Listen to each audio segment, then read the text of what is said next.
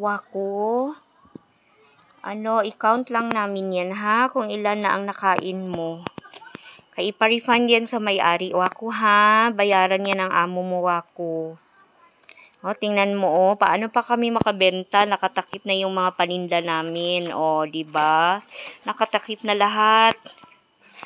Paano pa makabenta ang kantin? Kasi nakatakip na yung paninda nang dahil sa iyo, Wako. Sige, kainin mo na yan. Ubusin mo na yan. Ubusin mo na.